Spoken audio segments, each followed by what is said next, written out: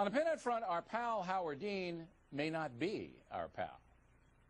One of the reasons I never go on Bill O'Reilly's show, the only reason I don't go on Bill O'Reilly's show, is because I saw him take apart a 23-year-old who lost his father in the World Trade Center and tell him he was unpatriotic because he didn't support the war. Those kinds of people, I don't hang around because they're not good for the country and they're not good for, they're not good human beings. Well, it's a complete lie, a gross distortion. The guy Dean is referring to blamed the United States for 9/11. It had nothing to do with any war. Okay, he blamed the USA for the 9/11 attack, and I did take him apart. Now, Governor Dean may want to stop distorting stuff because it's making him look really, really bad. Check this out. This Republican Party, this shrinking Republican Party, is just determined to undermine President Obama. And unfortunately, you have to undermine the country in order to undermine the president. I think that's too bad. You said last night on our program that Republicans opposing the president's initiative, healthcare initiatives, were undermining the country. Could you clarify that for me? I didn't say that. I did not. I have your quote right here, sir. It says, you have to undermine the country in order to undermine the president. Mr. Chairman, just a quick clarification. Because the truth remains elusive to Governor Dean, he is a pinhead.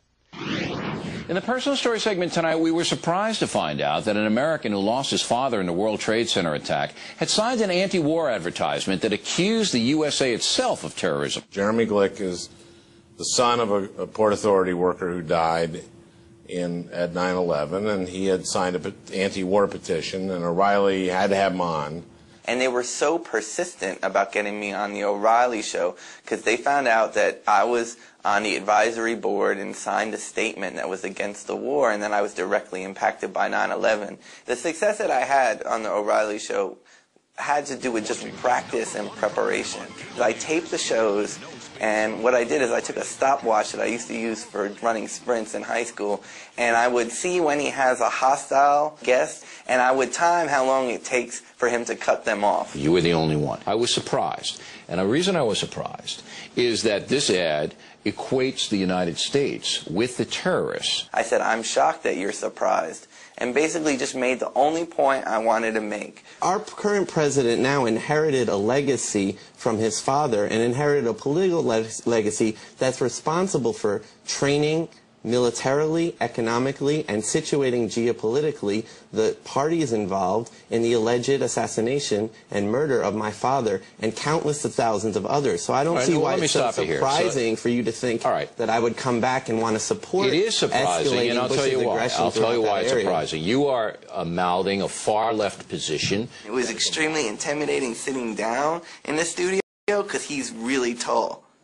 And like, dude, like he lords over you. You see, I'm sure your beliefs are sincere, but what upsets me is I don't think your father would be approving of this. Well, actually, my father thought that Bush's presidency was illegitimate. Maybe he did, but I don't think he'd be equating this country as a terrorist nation. Well, I wasn't saying that it was necessarily like that. You what I'm saying is that Jeremy was pretty cool during it, and he was giving his political views, which were very to the left of O'Reilly's. And he said, oh, I don't really care what you think politically.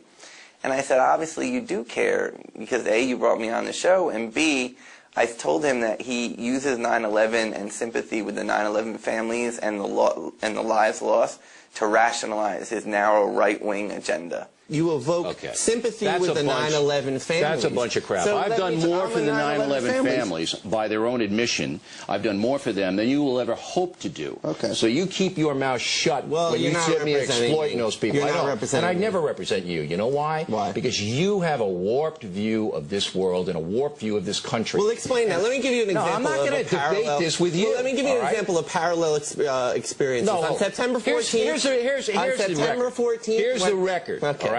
You didn't support the action against Afghanistan to remove the Taliban. You were against it. Why would I want to brutalize and further punish the people in Afghanistan? Who killed your father? The people in Afghanistan didn't kill my father. Sure they did. The Al-Qaeda people were trained there. The Al-Qaeda people? What about the Afghanistan? See, I'm more angry about it than you are. So what about George Bush?